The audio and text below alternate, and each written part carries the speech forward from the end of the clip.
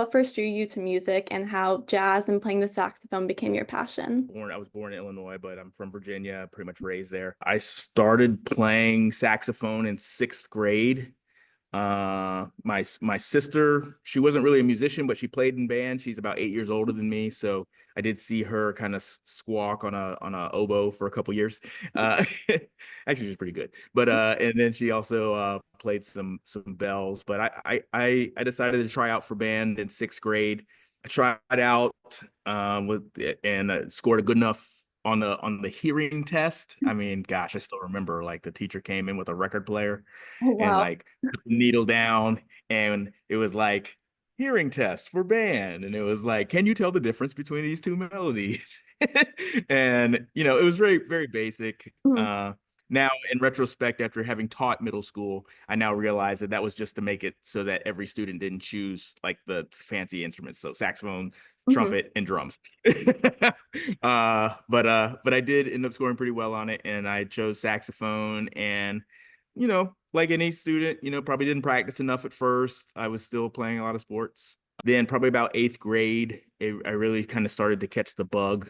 My music reading skills got markedly better, and and then I got some really great opportunities through high school, and I just kept playing, and I really got into writing then, and I've just been playing music ever since. I think it was 10th grade where I told my mother I was going to be a musician, and she freaked out on me for a minute.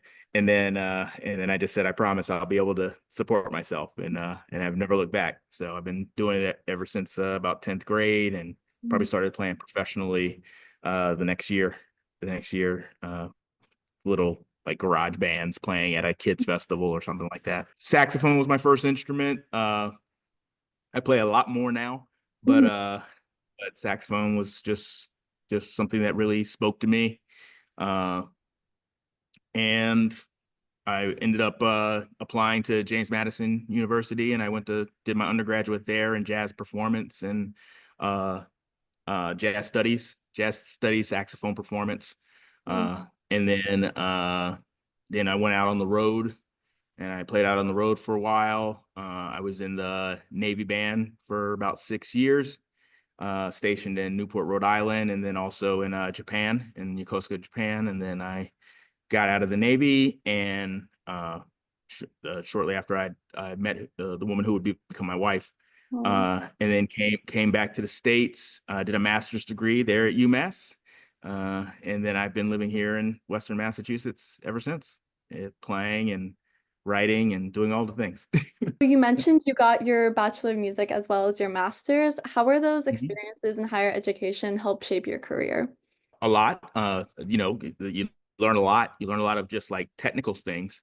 You also learn what like isn't necessary in the working world. There's a lot of things that you spend a lot of time, especially in your undergraduate, doing that is more about learning why you don't do it anymore. Like, Mhm. so you learn how it was done, so you understand why we don't do it so much anymore. Um, but also like great networking. There's still a lot of people that I met, especially in my master's degree, that I still play with today. Uh, even good old Professor Holmes, like we've got a gig coming up here in a couple weeks with his big band. I learned a lot of just like techniques and skills, uh, and learned what to do and what not to do. Me and a great bass player, David Peachy, Mhm. we're both writers, and we were really just looking for an outlet to write, and really kind of flex our writing chops. And so the ability to create a group that had three horn players and a bass player, and that was it, really made us have to think outside of the box and really push our writing chops. And we were all friends. Like we had all played in different groups together. The first incarnation of Flavor Evolution, we were all really close. We had worked together in different groups. We had all played in the same big band while we were at UMass. David had finished his undergraduate, but we were playing a lot of outside stuff together, and we're just looking for a way to kind of do the music that we loved, flex the writing chops that we really wanted to work on, and we just had a blast playing it. It was just really it was really cool. I mean, we started really in the jazz realm, but we found out really quickly that we could play just about any type of music as long as we could write it and make the arrangement stand up. We could make any kind of music really stand cool, and the audiences really liked it. It was very different, but probably the most common comment we would always get was like, you know what, we don't miss the drums, we don't miss the piano player or the guitar player. It's like all in the writing. Uh, and so we know we had something kind of special there, and yeah, and we're still doing it today. So it's still a lot of fun. Oh, that's awesome. So you said that you initially started to flex your writing chops. What is your creative process like when you're writing or arranging music? It kind of depends on the mode. Like I get a lot of contracts to write music. So if people ask for a particular type of song, or it's typical type of arrangement, I'll do a little research first. I typically start there. Mhm. I try to figure out kind of where they're headed, what kind of sound they want to try to emulate, or if it's composing an original piece, like what about the piece am I trying to say in the piece? But if somebody is contracting me to write, I'm really trying to fit what they want to hear. Mhm. So I usually start with some research, and then if it's a tune that's already been written and I'm writing a new arrangement, I'll listen to as many versions as possible Mhm. of the song. And that helps me kind of get the juices flowing and kind of figure out what I want to do. If it's an original piece, it's really just trying to find a moment of like peace where I can really kind of just like hear what's inside my head. I Mhm. typically write at the piano, though I've written a lot of songs with my saxophone in my hand, but there's most of the time I'm often writing at the piano, and so I'll sit and I'll play the piano, and maybe I'll have some element that I want to accentuate, maybe some rhythmic idea. Maybe I'm really into a particular Latin groove, or maybe there's a new soul band out there that I'm really digging, and I want to try to emulate something there. Mhm. But really, it's just trying to get just enough, enough space in my life to hear what's going on in my head, especially when it's coming to composition. I full-time job playing gigs, and I got a full family and everything. So so Yeah. just finding the time is the thing. But if I can get a little space, then often I can tap into it. Do you remember how old you were when you made your first composition? That was probably in high school, and I Wow. probably didn't know what I was doing. Uh, Weren't that probably, together? probably like playing around on a keyboard, and I was like, "Oh, that sounds cool." The first time I really sat and did like a small group arrangement, like a horn and a rhythm section, was probably in my first year or so as an original piece. First year of my undergraduate, when I was first started playing in well, when I started playing in combos that were like players 1,000 times better than me. Mhm. And so I could write things and hand it to them, and they'd be like, "That's crazy. We can't do that." And so they'd give it back to me, and I'd write something else and give it back to them. Mhm. So there was a lot of that. My first arrangement, the first thing I wrote for concert band, I wrote like as a 10th grader in high school. I did an arrangement of Bohemian Rhapsody, and I still have it. And it's kind of hilarious because I didn't know that the measures needed to line up on a score. So if you hold the score, it's like you come to the end of the clarinet line, and there's still like 1,000 trumpet measures left. And I literally wrote it in my car and like riding to a vacation. Yeah, I'm uh, sure it's cool to look on that and see how far you've come from there. yeah, yeah. Mhm. So yeah, back then it was there, but I think probably during my undergraduate, I think I wrote my first brass quintet, and Mhm. then my first piece for full concert band, like actually knowing what I was doing. But a lot of it was just trial and error in those early days, and some things worked. So, as the director of arts at PVPA, what is your Mhm. philosophy on teaching and mentoring young musicians? I'm a big advocate of reform in music education so that it's much closer aligned to the real realities that we live in now.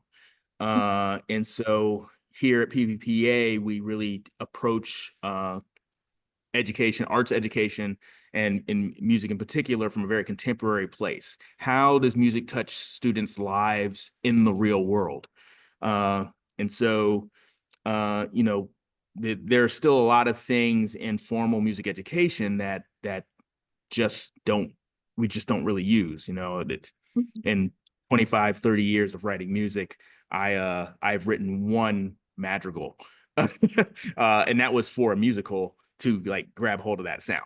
And so, but I spent like a year and a half learning like all the part writing rules and all the things to write in that style of music. And so it's not to say that that's not worthy endeavor, but if we're looking at a world where in the public school systems arts programs are getting cut left and right, a Mhm. big part of that is because we're not really great at talking about what it means to work as an artist and how a person can support themselves and pay their taxes and be a contributing member of society with a job. Mhm. Uh, and so everything that we do here at PVPA is connected to teaching the students how the art touches the real world and how they can insert themselves into that through their hard work, practice, and dedication to the disciplines that we teach. I want to teach students the arts, for myself, music, but I oversee a visual arts department, a dance arts department, and a theater arts department. And everything that we do, the curriculum that we wrote here is connected to making sure that students not only understand the historical context of their discipline, but also understand what it looks like in the world now. And this is how you can prepare yourself to work in the music industry, the dance industry, the theater industry for today's market. What advice do you have for young musicians who aspire to have a career in the arts? Get good at working on low sleep. Okay. uh Tip. Diversify. That's my thing. If you open up any jazz history book now, and you read about a great luminary from the art, there's always this one sentence in there. They came to New York in blah, right? And there's this kind of ubiquitous understanding that you move to the city, you sleep on couches, you play gigs in the night, you waitress in the day, you do whatever you can, right? But that is not really real anymore in the world that we live in. Now you have to, if you want to be a working musician, if you want to actually survive with the hopes that maybe one day you could become the next Taylor Swift, or maybe one day you can be somebody that sells millions and millions of records, even though that's not even a thing, maybe billions and billions of streams that you get paid 3 cents for. But it's really about diversifying your skill set so that you can play anything that somebody wants you to play. You can teach different ability levels. You have the ability to not only be in front of the microphone, but also behind the engineering uh, desk, right? You need to be able to communicate like a musician, but you also need to be able to communicate like a businessman. Being a working musician is about being able to diversify yourself and work in the things that the art requires, Mhm. right? And to be able to show your worth through your ability. So you still have to practice. You still got to be good, but you also need to know how to write a full complete sentence and know how to read a contract. You need to know the importance of uh, being able to play every kind of music, right? Like I love jazz music, but I spend more time playing rock and country, Mhm. right? I play a lot of Latin music. I've been on hip hop gigs. Like it's great, reggae, right? So you have to know how to study that music so that you can play it with fidelity, right? So diversification is the key now. You need to be able to come out of a whatever degree you're in and not just be a good player. That just won't do it. If you're lucky, you'll find a gig where all you have to do is play. But you have to know the industry. You have to know a little about the history. You got to know why we're where we are. You got to have the vision to know where we're going, and you got to have the skills to be able to place yourself in such a way that you can achieve your personal goals. And the only way to do that is to have a wide set of skills. Yeah, that's great advice. Mhm. So, jazz has very deep roots in Black culture and history. How do you see your role in preserving and continuing that legacy? for me is to be faithful to the tenets of jazz as a culture, Hmm. right? So, a lot of I think when most people hear the word jazz, they think of swing, right? Which is it's Hmm. a genre of a way of playing music, right? And it has particular things, but in my mind, jazz is a culture, and I think the people who pushed it through the majority of the 20th century, the biggest luminaries always thought of jazz as a way of thinking about music and then in turn turning that into various techniques. So the Charlie Parkers, the Miles Davises, the Duke Ellingtons, right? These giant pillars of the history of of jazz, right? That what was at their core was how do we push the art forward and how do we keep it relevant in today's society so that people understand that this culture, this Black American music, has just as much weight and emphasis and impact on the world culture as the music of Beethoven, the music of Bach, the music of Stravinsky, right? And so for me, it's making sure that the idea of jazz, the way that we think about music, that improvisation matters, right? That the communication between artists in real time is at the tenet of what music should have going is the thing that every time I get in front of a student is something that I always keep at heart. Hmm. And that's how I make sure that as myself as a Black man and a person who understands the history and the trajectory of jazz, that's what I try to push forward. So it's as much as I sing the praises of Herbie Hancock, I can also say I hear jazz in K Dot, right? I hear jazz absolutely in the music of Kendrick Lamar, right? And yes, it's like there's they're very different worlds, Herbie Hancock and Kendrick Lamar, but Herbie Hancock will tell you that he can hear jazz in Kendrick Lamar, Yep. right? And Kendrick Lamar, no doubt, will say there are things in Herbie Hancock's music that have been a staple of hip hop culture and music since its inception. Mhm. So it's I think something that I'm good at doing is looking at different genres or types of music and seeing jazz in them and being able to point that out to students. It's getting folks to see that jazz is all around us, and it lives in just about every type of music that we have. So you mentioned a couple of iconic names, as you said, like pillars in jazz. To you, who are your Mhm. biggest musical influences and how have they shaped your approach to music? The biggest in musical influence for me is what is and was Quincy Jones. Mhm. Uh, like not more for his vision than anything. Uh, as a saxophonist, I'm probably not much different than other tenor and alto saxophonists. Like I love Michael Brecker, I love Joshua Redman. I studied Joshua Redman for crazy. I love Charlie Parker. I love you know j- j- just all those folks. Just ask me what day of the week is it? It's probably going to change, yeah, all the time. But my largest musical influence, probably two largest musical influences, are Quincy Jones and Miles Davis, and it's because of their vision. It's because of what they saw, what music could do, and what and they made music that they liked, Mhm. right? Like I think Quincy said, like he wasn't trying to make hits; he was trying to make music that he enjoyed, Mhm. right? Yeah. And so he pushed these great artists to be music and to engage in music in a way that he loved. And Miles was the same way.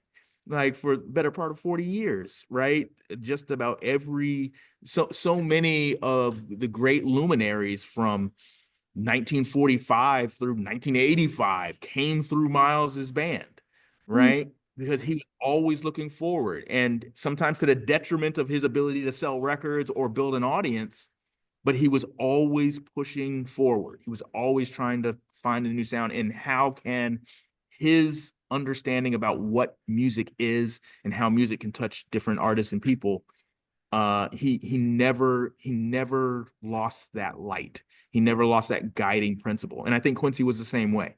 I think Quincy never has stopped. I mean, even late in his life, he's the guy who discovered Jacob Collier, Mhm. right? And Jacob Collier is an amazing musician who's like almost alien-esque with his premise, but Quincy saw that, Yeah. right? And understood that he's an evolution of what music can be. And Mhm. so that those two are probably the biggest for me, is that any artist who dared to look into the unknown and create a pathway are the ones that have impacted me the most, because that's Mhm. how I look at my place in the art and whatever is coming next. I love hearing new artists and new things. And yeah, I'm a huge fan of Tiny Desk, right? Oh, me Every too. time a new Tiny Desk comes on, it's the first thing. I don't even look who it is. It's just like a Yeah. hit play. I know it's something I've probably never heard. Who knows if I'll ever hear it again? And I've learned so much about music and about what's out there just by that program. If you could collaborate with any artist dead or alive, who would it be and why? I've been blessed in my life to have played with some, to share the stage. I got to be careful when I say played with. Like Yeah. I just recently was on a gig with Andrea Bocelli, Uh, but I was like one member of a 60-piece choir, oh, and it was wow. just like dumb luck that I got to do it. But I was on the same stage with Andrea Bocelli, and I got to see it like close up, right? I've played with I played with Aretha Franklin when she was still here. Wow. You name it. like Everyone. like if Beyonce called me yesterday, I'd be like, yes. And I, I wouldn't even probably ask, like, what do you want me to play? Like I'm just gonna yeah. show up. Yeah. Whatever like lightning bolt that put my name in front of you, I'm gonna be there. Mhm. Right. And so for me, it's just like, yeah, give me something new. In April, like Tank and the Bangers are gonna be here in the valley. And it's just like, man, if they need a saxophone player, it's just like, yes, Yeah. I'll be there. Sign me up. Right? Like I don't even, yeah, I'll listen to all of your music and I will show up, and whatever you need me to do, I'll do, because that to me, that's jazz, man. That's that getting close to the thing that is where our society is looking. That to me is at the root of what Miles was trying to do, of what Quincy was trying to do, what all these greats were, what that Bird was trying to do. They were looking forward and trying to find a voice for Black culture, for music as an art form. Uh and to me, that's great, right? Yeah, like, so who any Anyway, anybody. Like I'm loving life right now. Like I enjoy everybody I play with now, and I learn something every day. I learn something new every time I play with some of these folks that I've played with for years now. I mhm. still learn something new. I think that's jazz. It's never stopping to be a student, just constantly learning.